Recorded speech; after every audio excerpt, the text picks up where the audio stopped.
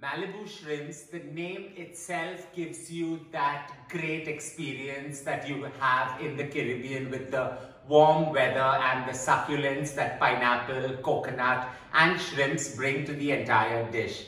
We are tweaking this to ensure that it's crumbed, it's crisp, but it's baked and not fried. Let's get to creating my version of a Malibu shrimp. Perfect to enjoy as an appetizer or a main course all by itself. Let's get to cooking it.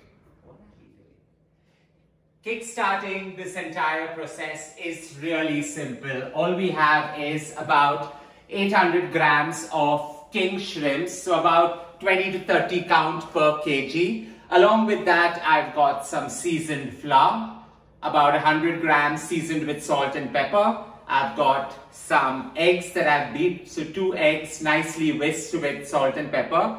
Now the crumbing is what's the great flavors coming together, and that's this gorgeous coconut crumbs, that is the dried dehydrated coconut crumbs. Perfect to use, and we're just going to speck this up with about a teaspoon of white sesame seeds. They do add a little bit of flavor here, and about 1.5 to 2 teaspoons of onion seeds or nigella seeds. So these go in, and we're just going to allow them to mix together. Out here, we're going to get to marinating the shrimps and the tart piquant pineapple dip that goes along with it. So in this bowl, I have about 6 slices of canned pineapple. To that, I'm adding a teaspoon of smoked red paprika powder, because I just wanted to give that heat and burst of flavor. A dash of some coconut rum, just so that everything macerates well together. Quite sharp though. A slight sprinkling of some rosemary lavender salt, just to scent the entire mix. Some freshly milled black pepper. And we are going to allow this to sit for about 15 minutes and just go right ahead and blend it. For the shrimps, in goes some freshly milled black pepper. Just go overboard and choose as much as suits your convenience out here. Some rosemary lavender sea salt. I'm just going overboard out here because I want the sharp flavor of rosemary to scent the entire mix.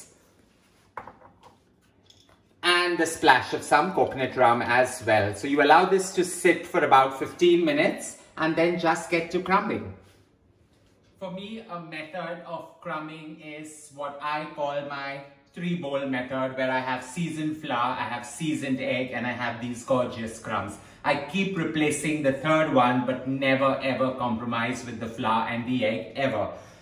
Here the shrimps with the tail is so easy to actually dust straight into the flour. Hold the tail and allow everything to coat well, so it's easy for you to maneuver when you're doing this. From here, straight into the egg on every side possible, and from there straight into these coconut crumbs. Allow it to coarsely hold really well together, and these go straight on a baking tray. And it goes back again into the first crumb of seasoned flour. Allow it to go into all the crevices of the shrimp, because it just gives it that inert crunch that you require. Into the egg wash. Hold the tail so it's easy for you to maneuver this, and into the coconutty goodness with the specks that the onion seed or the nigella have brought to this entire meal.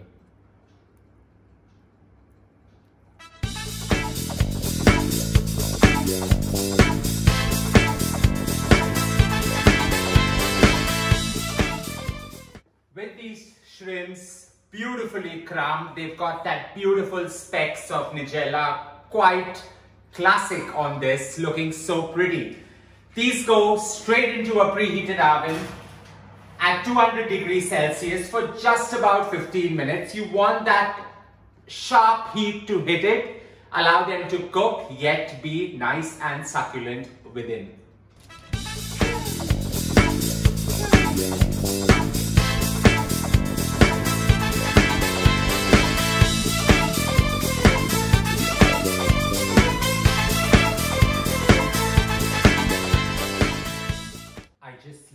the sharp scents that the coconut and the coconut rum are bringing to this entire creation.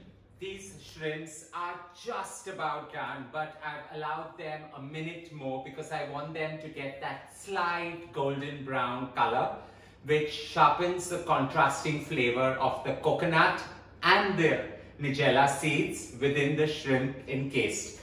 This dish is perfect to enjoy as an appetizer, or go right ahead, pair it with a great salad and enjoy it for a main course. With these ready, out they go and ready to get plated. All we're going to do is now arrange them as they deserve to be. No extra drama, no extra fanfare, because these are perfect just the way they are. The shrimps have curled, just about done, with the subtle flavor of the pepper and the rosemary lavender sea salt, but I'm getting the sharp flavor that the coconut rum has brought to this entire creation. We're just going to plate these. Now we want to add a bit of color, a bit of splash and a bit of tart elements. So I'm just putting some lime wedges attractively placed here and there. They go perfect along with this great creation. I'm sure you've enjoyed creating this gorgeous creation with me. Warm, comforting flavors coming together, yet being so individualistic in its overall appeal. Don't forget to show loads of love by hitting on the like button. And as I always say, don't forget to subscribe. I'm actually super stoked about the dip more than the shrimp.